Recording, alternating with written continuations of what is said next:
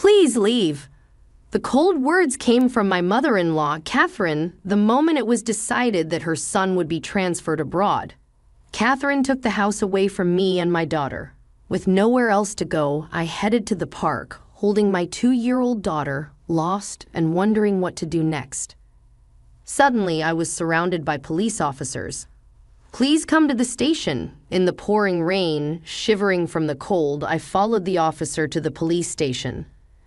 An unexpected person was waiting for me there.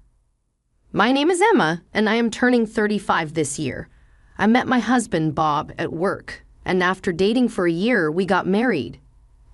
I quit my job when we married, and 2 years ago, our daughter Lily was born. Currently, I live with Bob, Lily, and my mother-in-law, Catherine.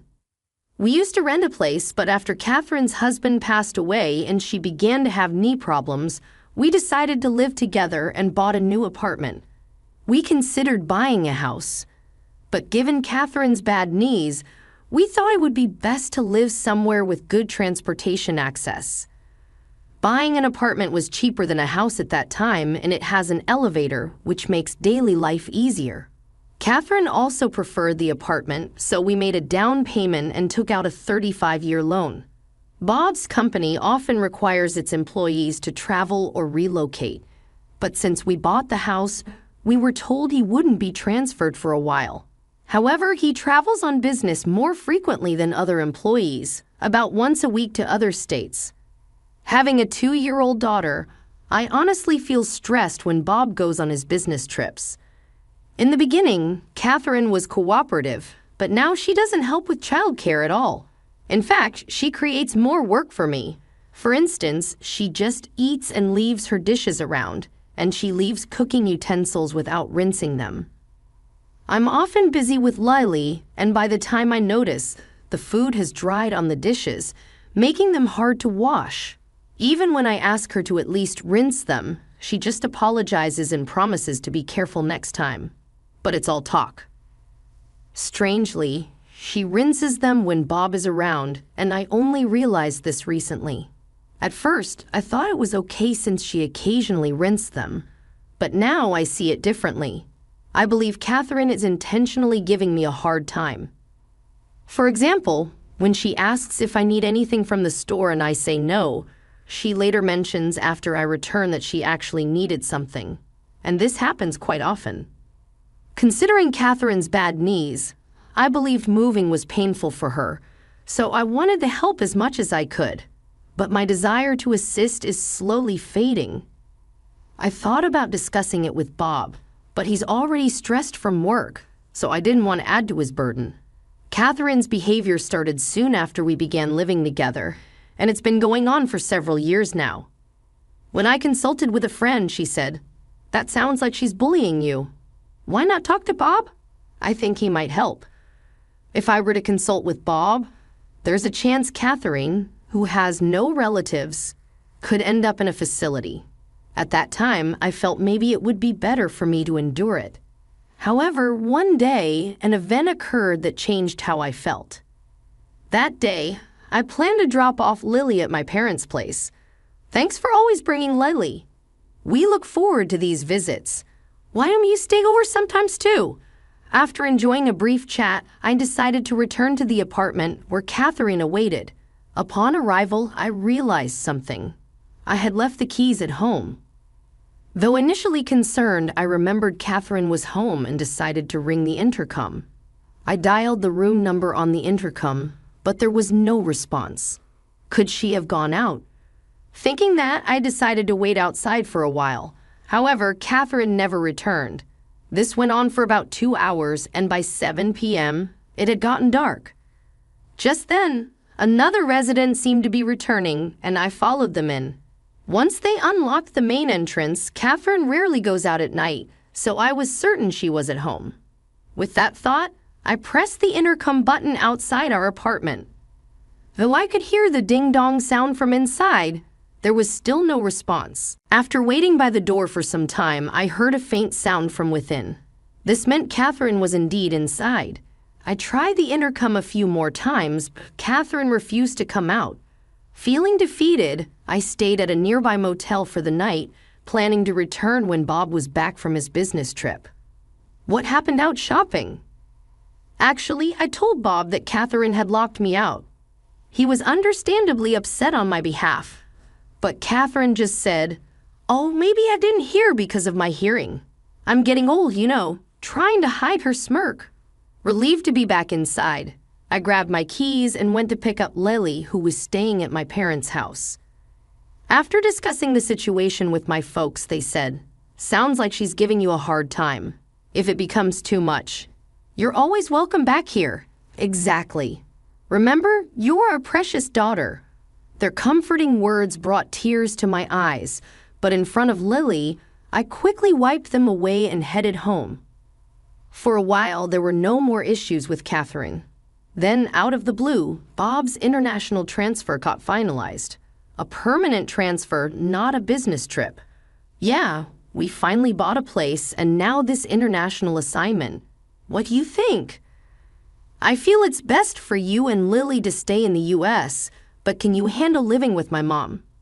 While I couldn't answer Bob's question immediately, considering the potential stress for Lily, I decided it would be best for the two of us to stay in the U.S. Soon after the decision, Bob had to leave for Europe. Although he was concerned about us, he seemed too swamped with work to give it much thought. So the life of me, Lily, and Catherine was about to begin.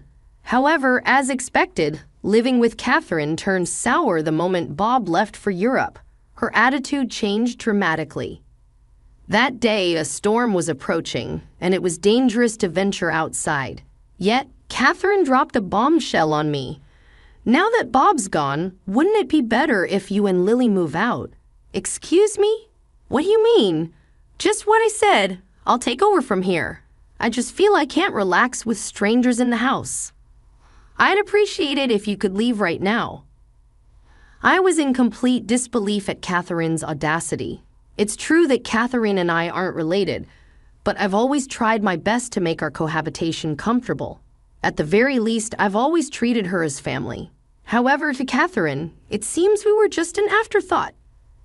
I was considering gathering my things and heading back to my parents' place when she told me, instead of dilly-dallying, "Why don't you just get out?" Before I knew it, dressed as we were, Lily and I were thrown out of our own home. No matter how much I banged on the door, Catherine wouldn't come out. Lost and confused, I carried Lily through the pouring rain to a nearby park. There was a roof there, which I thought might offer some shelter from the rain. Ideally, I would have checked into a motel or returned to my parents' place, but I'd left both my wallet and phone inside the house. I felt helpless and sat in the park, trying to figure out our next move. I'm not sure how much time passed in the torrential downpour. Overwhelmed by fatigue and cold, I began to doze off. It was already dark, and even though it was summer, the cold was biting, and I feared we might catch a cold. As bad as things were, it seemed the only option was to walk to my parents' home. But it would be a 3-hour walk. As I was contemplating our situation, I saw 2 distant lights approaching. Given the rain, I couldn't see clearly, but the lights belonged to 2 police officers.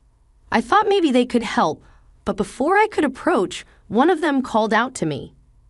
"Are you Emma, and is this little one Lily?" I was surprised the officer knew my name, but weakly replied, "Yes, that's us." Then the officer said, "Please come to the station with us." "Why the police station?" I wondered if something was amiss. Urged by the officer, Lily and I got into the patrol car. We were freezing from being out in the rain for so long, but the officers had thoughtfully brought large towels. "You might need these. We've got some spare clothes back at the station for you," they said kindly. Wondering why they knew about us and why we were headed to the police station, I inquired, "How did you know where to find us?" They responded, "We'll explain everything once we're back at the station. For now, just try to relax." Exhausted, I soon fell asleep and woke up to find we had arrived at the police station. Following the officers inside, to my surprise, I saw Catherine and my uncle. "Uncle, what are you doing here?" "He was contacted by Bob." He explained that Bob suspected I might be having issues with his mom, and since he's abroad, he wanted me to keep an eye on things for him. According to my uncle, Bob had spoken to him about this issue before. He said Bob had requested him to keep an eye on things since he couldn't be there himself, being overseas. It turns out he saw us in the rain earlier today. He was considering taking us in himself, but thought Catherine's behavior was extreme, so he reported to the police. That's why the officers knew our whereabouts and came to get us. Catherine had also been asked to come to the police station. She sat on a sofa, glaring at me, seemingly clueless about why she was there. Why do I have to be here? I have a bad knee, you know. If Bob was here, this wouldn't be happening. Catherine was making her case, but this entire situation was a result of Bob asking my uncle for help in discussions with the police. There was a high likelihood that the events might have legal implications. Hence, I was advised to consider hiring an attorney. An attorney? That's an overreaction. I just locked the door, that's all. I didn't do anything else, Catherine protested. Do you even realize what you've done? You threw Emma and a little child out in torrential rain. That's not something forgivable. My uncle stood up for us and stated that, in fact, I was the rightful owner of the house. That's impossible. Bob is the head of the household. He's the rightful owner. Now that he's not here, it should be mine, Catherine insisted. But she was mistaken. Actually, my uncle runs a real estate business and got us a great deal on a condo. Bob had recommended that the property be put under my name. I was indifferent at the time, but now I'm glad I heeded Bob's advice. Later on, following my uncle's advice, I decided to hire a lawyer. The lawyer said it would be challenging to evict Catherine. Therefore, the best course of action might be to place her in a care facility. Upon hearing this, I immediately called Bob to explain the situation. Bob hadn't anticipated the issue would escalate this much and said he'd like to return from Japan to discuss it properly. He also said he was considering placing Catherine in a facility. Unaware of all this, Catherine, despite being at the police station, casually snacked on some crackers. Since I couldn't return to the house with Catherine, I decided to take shelter at my parents' place until Bob returned. Bob would be back in a week, giving me time to ponder our next steps. If Bob wouldn't support me, then divorce seemed the only option. Regret filled me, wishing I had sought advice sooner. A week later, Bob, having returned from Europe, was at the house with Catherine, so I moved back home from my parents' place. Given the urgency of his return, Bob had to go back to Europe soon. He could only stay in Japan for a few days, so we needed to discuss our next moves. I heard some things from Emma's uncle. Is all of that true? Bob inquired. It's all lies. I haven't done anything. Emma's plotting something to evict me. Catherine stubbornly refused to admit any wrongdoing. She even claimed I was scheming to evict her. Bob, who should have been on my side, seemed to want to consider Catherine's perspective. Hey, get it. So do you have any evidence to prove Emma's plotting something? Bob asked. Evidence? Of course not, I replied. Emma, do you have any evidence? Bob turned to me. To be honest, I've been so busy with work, I haven't been able to keep an eye on things. I'm not sure who to believe. I handed Bob something I had with me. What's this? I gave Bob a voice recorder I had been using. It contained recordings of Catherine, who not only evicted me but also often berated me. When Bob played it, he heard Catherine's voice saying things like, "Such a worthless wife. I wonder why he even married you." Hearing this, Catherine quickly began to defend herself. This is taken out of context. Everyone has their moments, right? I was just frustrated at that time, but it was just this once. Even as Catherine claimed this, a barrage of recorded verbal abuses played from the voice recorder. There were countless instances, and even some which weren't captured on the device.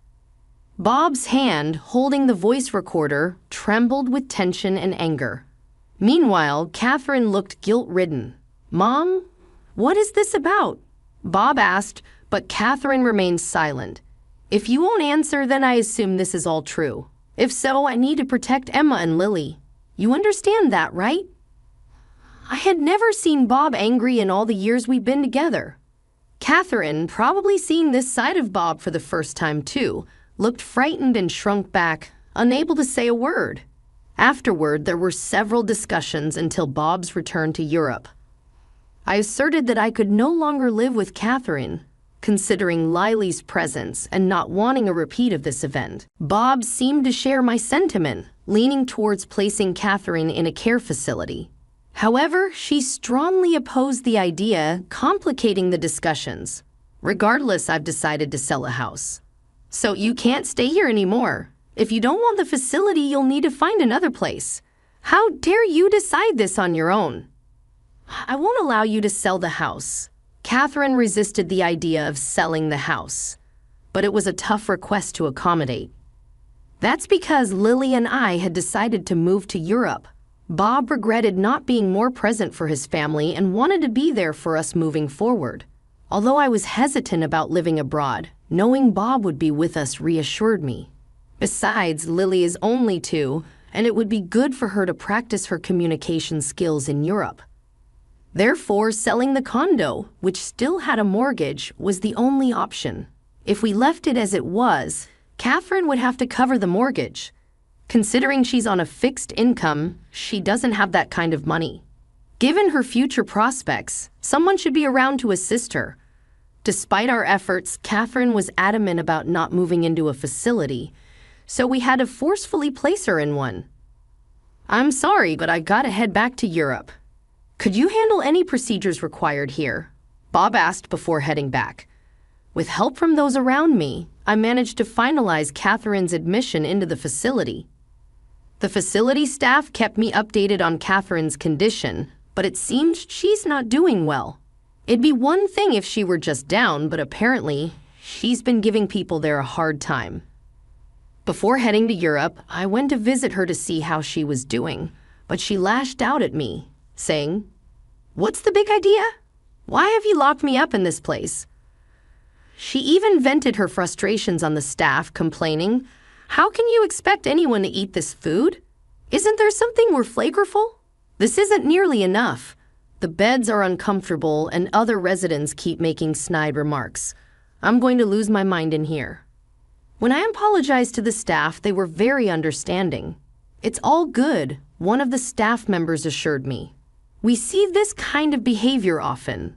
Just leave it to us. We'll keep you in the loop, and if anything comes up, we'll give you a ring, so don't you worry." Despite all the harassment I got from her since we used to live together, I couldn't help but feel worried as I headed to Europe. Upon arriving in Paris, Bob met me at the airport and we headed to the apartment we'd rented. They say rents in Paris are higher than in Texas, but since Bob's company gives him an allowance for housing, we were lucky to find a spacious and affordable place. The neighbors in our building are super friendly and have been very kind to me, even though I don't speak French fluently. Yesterday, a neighbor shared some wine and cheese with me. In return, I gave them some mac and cheese. Meanwhile, I'm gradually learning French along with my daughter Lily. I know there's a limit to self-study, so I've also enrolled in a language school. There are a lot of Americans there, many of whom, like me, are new to France. I've made some friends there and I'm really enjoying my life in Paris. Back in the States, I had to be always concerned about Catherine, which often prevented me from fully enjoying outings with friends. But here, I can indulge in leisurely lunches just the way I like. The only concern right now is Lily. She's still too young for kindergarten. Kids here usually start kindergarten the year they turn 5, so I hope she picks up enough French by then. Fortunately, Lily seems to be catching on pretty quickly. I'm thinking of getting a job once Lily starts preschool. Bob says he's okay with me staying at home, but living in Paris has made me want to explore more opportunities. Seeing how ambitious and confident people are here has ignited something within me. I've become friends with a waitress at a nearby cafe, and she hinted there might be a job for me there. That cafe isn't only popular among the American community. Many of their customers are also learning English. There might be challenges ahead, but since coming to France, Bob and I have been communicating much better. I feel more confident in expressing my feelings, and I believe no matter what happens, we'll face it as a family. Right now, I feel happier than I've ever been in my life.